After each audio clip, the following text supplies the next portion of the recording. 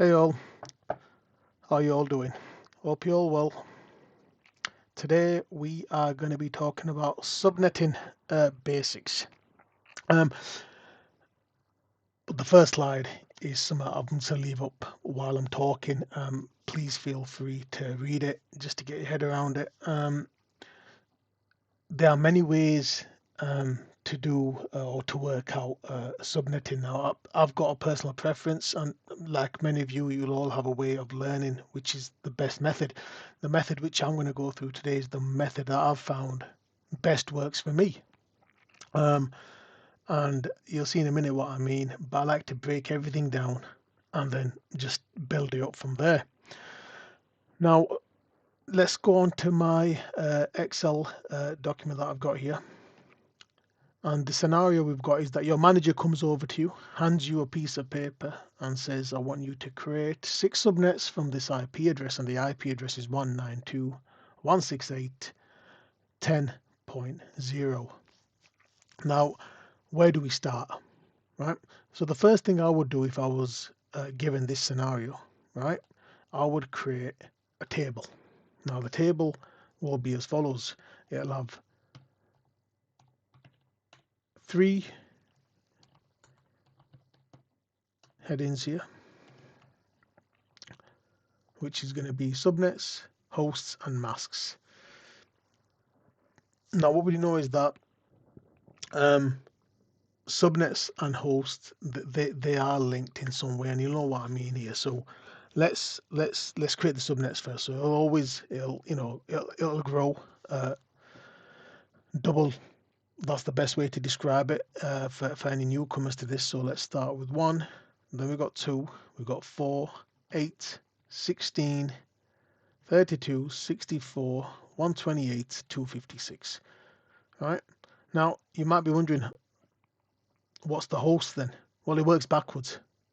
Right? That's the easiest way to explain it.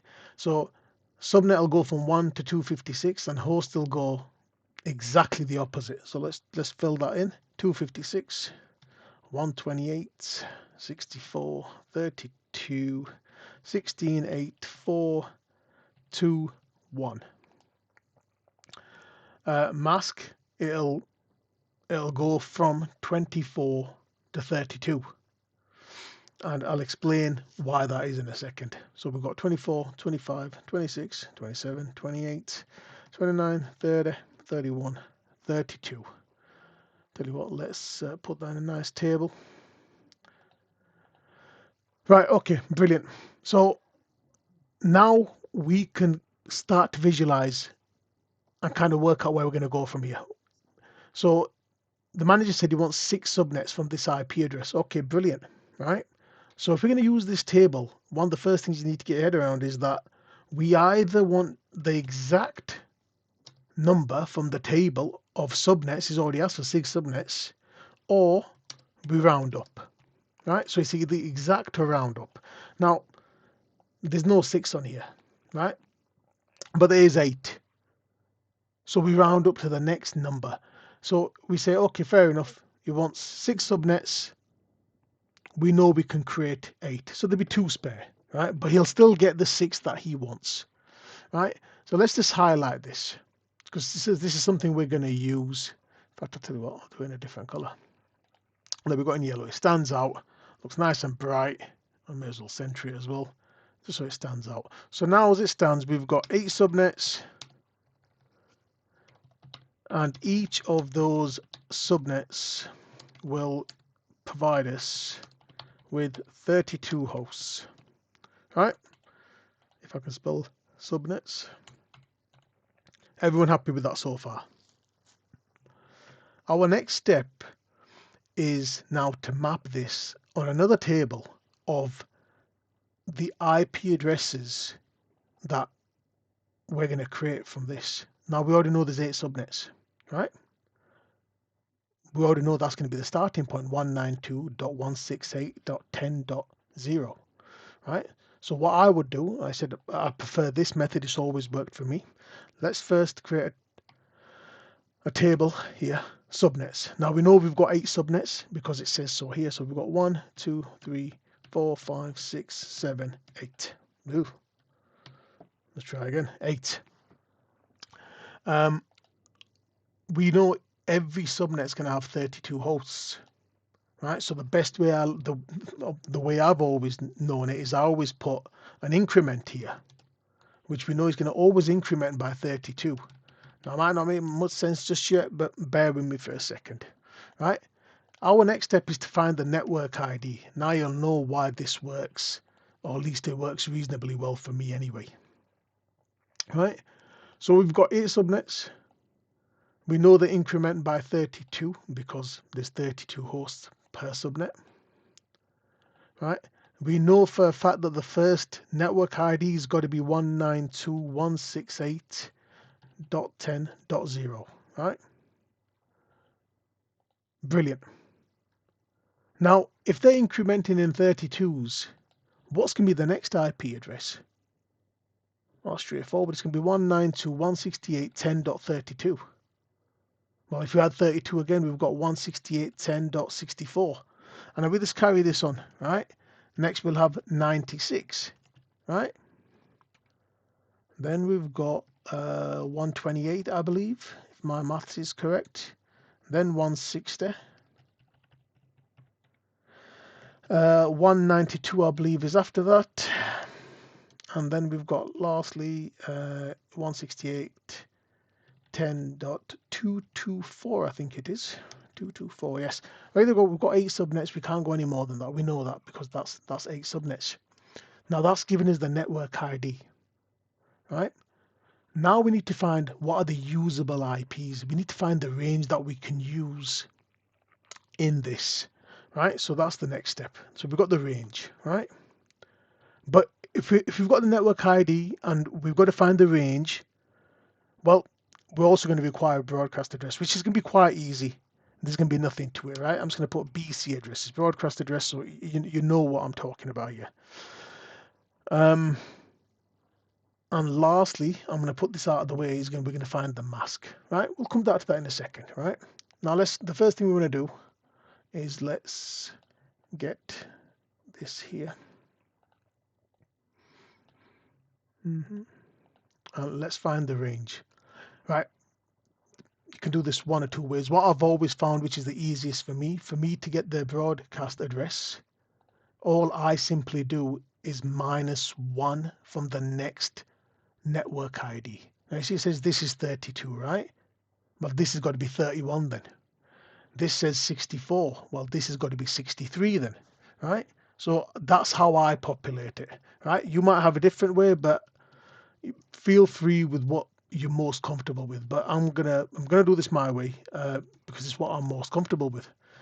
1063 192.168.10.95 192.168.10.220, not 227, 127 192.168.10.159 192.168.10.19 191, I believe it is 168.110.10.223 and 192.168.10.255, right? We can't go any more than that. That's where we are. That's it. That's now populated that table. So we've got the network ID all filled out. We know the increment in 32s. We know we've got 8 subnets. And the broadcast address is also populated, as you can see here. Now the range. Let's come to the range. Well, this is easy. It's the number between these. So it's going to be 192.168.10.1. .1, which goes all the way to .30. Now you see how that's nicely linked up? So you've got a network ID now, 192.168.10.0. The usable range, this is usable, is .1 to .30, right? And we can just do the same thing and we can just populate this table again. So for the next one would be 1.33 to 62, 65 to 94. And you can see the numbers are between the network ID and the broadcast address, right? 97 to 126, 129. Where's my dash? To 158. 161 to 190. 193 to 2.222. 2.225 to 2.254. Right? So there we go. We've got that nicely worked out. Let's add a bit of color to this, make it look a bit more pretty. It's a nice bit of color there. And there we go. Got the ball nicely rolling. Now, we know the mask is 27 because from the table that we created earlier, we used the 3 headings: subnet, host, and mask. We know it's 27.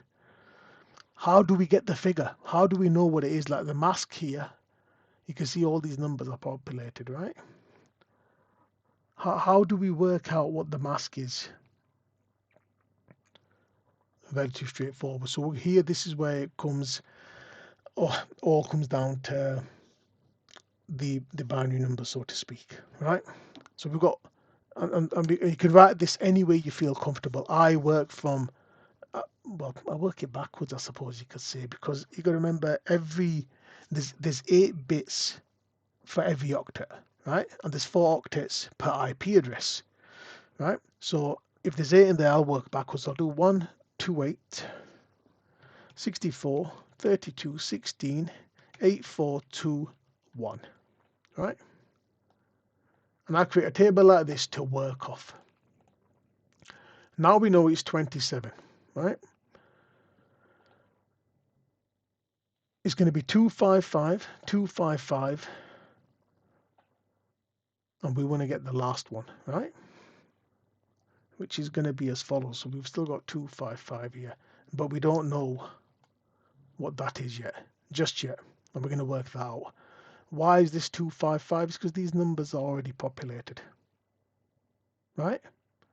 We want to find out what the mask is for our scenario here, which is 27. If we've got, there's 24 bits in total, and this is asking for 27, so this is going to run into another octet here. And let's plan this now, right? So we know there's 27. Right, let's work this out. 27 is the equivalent of this, so it's 1, 2, 3, 4, 5, 6, 7, 8, right? And we can map that on here, which is 1. And let's see what total that gives us.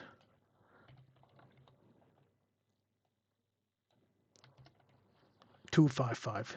So the first octet is 255 because there's 27 bits, right? So 255. Get rid of that. The next octet, same thing again. That takes us now to 16, right? Still not 27. Let's try again. That takes us to 24. Well, that's still 3 short, so what do we do now? We add 3 here, and the rest of these are 0. Right, let's add that in. 128 plus 64 plus 32, 224. So our mask for this challenge is 255, 255, 255, 224. And this will be the same all the way down because this is the standard subnetting. Let's add a bit of color to that. And there we go.